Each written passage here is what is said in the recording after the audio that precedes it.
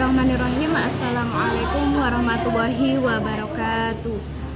Alhamdulillahirabbil alamin wassalatu wassalamu ala asrofil anbiya'i wal mursalin wa ala alihi washabbihi ajma'in, amma ba'd. Pertama-tama marilah kita haturkan rasa syukur kita kehadirat Allah Subhanahu wa taala yang telah memberikan rahmat taufik hidayahnya kepada kita semua, dan yang telah memberikan kita kesehatan dan juga kesempatan untuk bertemu bulan suci, bulan yang mulia, bulan yang berkah, bulan Ramadan pada tahun ini. Salawat serta salam juga mudah-mudahan dapat tercurah kepada junjungan kita Nabi Agung Muhammad SAW yang akan kita tunggu-tunggu syafaatnya di yaumul qiyamah nanti. Amin. Ada pepatah mengatakan, mulutmu adalah harimaumu. Saudariku, dimanapun Anda berada, pada kesempatan kali ini saya akan menyampaikan sedikit pembahasan tentang menjaga lisan.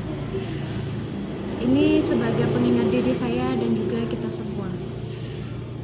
Alhamdulillah kita dipertemukan dengan bulan Ramadan pada tahun ini, meskipun dengan kondisi yang masih pandemi seperti ini, tapi Allah masih memberikan kita kesempatan untuk bertemu kembali. Pada bulan Ramadan ini alangkah baiknya kita selalu berbuat baik dan menjaga lisan kita, agar puasa kita tidak menjadi sia-sia dan pahala kita tidak seperti pepatah tadi, mulutmu adalah harimaumu.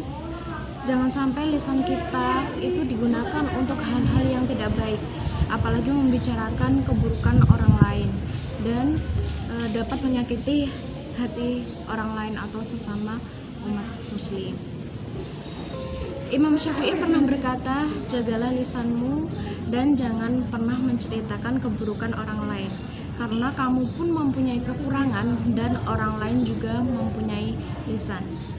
Maka dari itu, diam adalah pilihan yang terbaik daripada kita berkata yang tidak penting. Saudaraku yang insya Allah dirahmati oleh Allah Subhanahu wa taala, ada beberapa perkara yang harus kita hindari dalam menjaga lisan. Nah, apa saja perkaranya? Yang pertama adalah berbohong. Kita tidak boleh berkata dusta ya. Kita harus selalu berbohong, apalagi di bulan suci Ramadan ini kita harus pandai-pandai menjaga lisan kita agar kita tidak sampai berbohong, karena berbohong itu termasuk dosa yang besar. Yang kedua adalah mencela, atau bahasa kerennya adalah membuli. Mencela juga tidak diperbolehkan ya, karena itu akan menyakiti orang yang kita cela. Kemudian yang ketiga adalah mengadu domba atau namimah. Yang keempat adalah fitnah.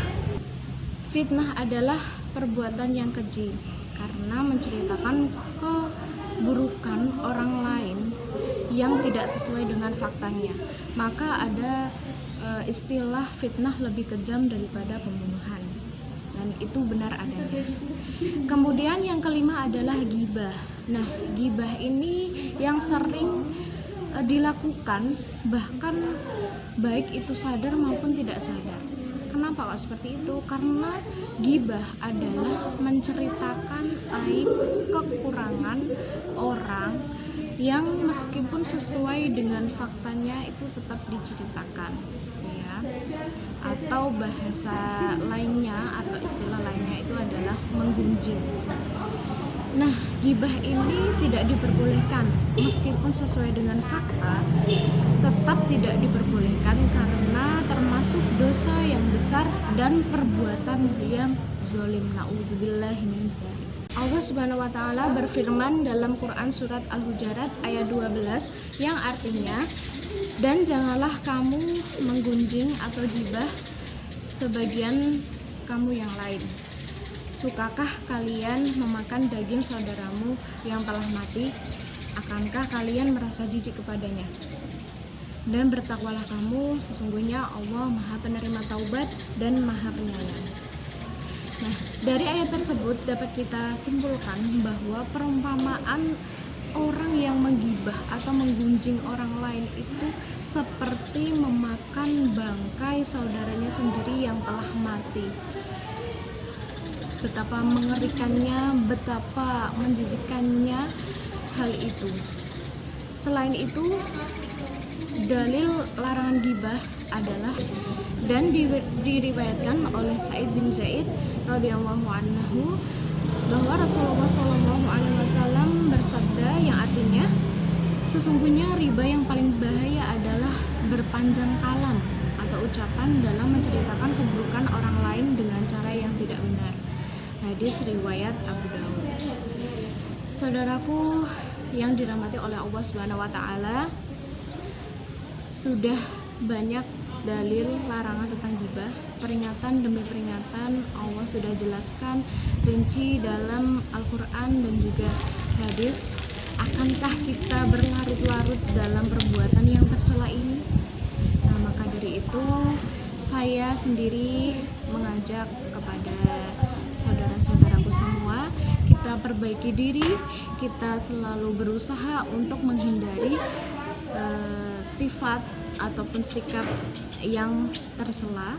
Dalam hal ini adalah kita stop untuk menggibah dan menjaga lisan kita agar digunakan dengan sebaik-baiknya. Ya, demikianlah yang dapat saya sampaikan. Sekali lagi sebagai pengingat diri saya dan kita semua, kita harus berusaha menjaga lisan kita dengan sebaik-baiknya. Jangan sampai lisan kita itu digunakan untuk hal-hal yang tidak penting, untuk menyakiti orang lain.